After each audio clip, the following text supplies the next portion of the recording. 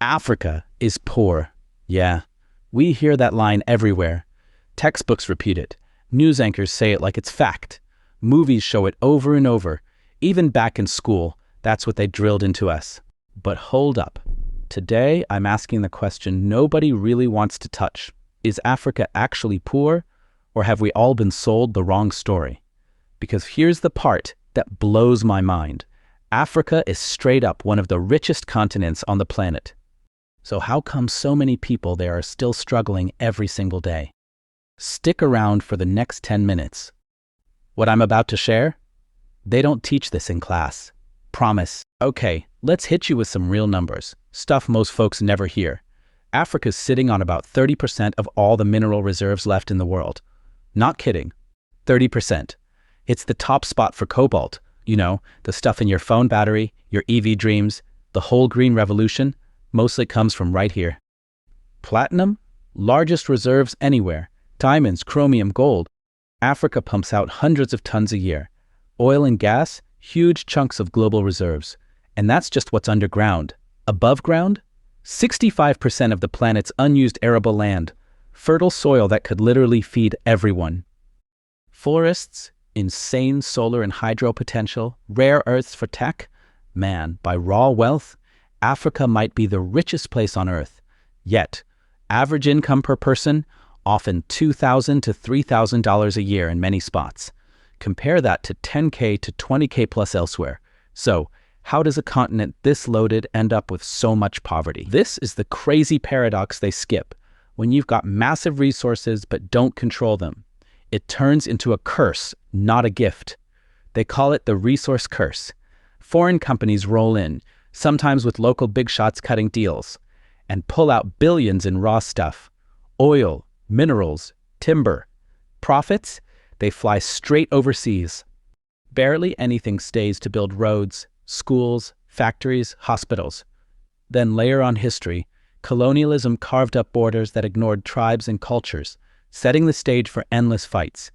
After independence, many governments started weak, and some leaders prioritized their own pockets over the people.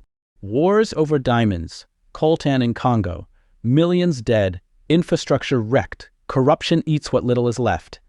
End result? Africa exports raw riches, then buys back the finished products at crazy prices. We sell crude oil, import fuel, mine cobalt, buy iPhones, grow cocoa beans, buy fancy chocolate. The real money, the jobs, factories, taxes, happens elsewhere. But listen, it's not all bad news. The story's flipping right now, faster than people think. Check these wins. Botswana took diamonds and built one of Africa's strongest democracies. Steady growth, smart rules, transparency.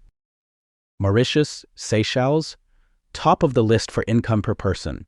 Tourism, finance, good policies.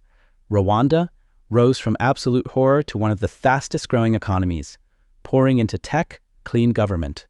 Nigeria, South Africa, Egypt, Kenya. These places are powerhouses now. Tech exploding, Nollywood killing it, fintech startups everywhere, young people driving crazy innovation. Africa's got the youngest population on Earth. By 2050, 1 in 4 humans will be African. That's not a problem. It's rocket fuel, huge energetic workforce ready to build stuff at home. So, why does everyone still say Africa is poor? Because, honestly, it keeps suiting some people. It justifies bad trade deals, keeps aid money flowing in ways that help the donors more, and paints this picture that scares off real investment in African-led growth. Truth bomb. Africa isn't poor. Africans aren't helpless victims. What's been poor? The whole system, extractive, unfair, often stacked against keeping value local. Real poverty isn't in the soil or the people. It's in the setups that suck wealth out instead of letting it grow. Here's the hopeful, kinda dangerous truth they won't tell you. Africa's biggest treasure isn't diamonds or oil, it's the people. Young, educated, connected, full of ideas. They're building solar farms. Mobile money empires like M-Pesa changed everything. Agritech fixing food issues, and straight up demanding better leadership.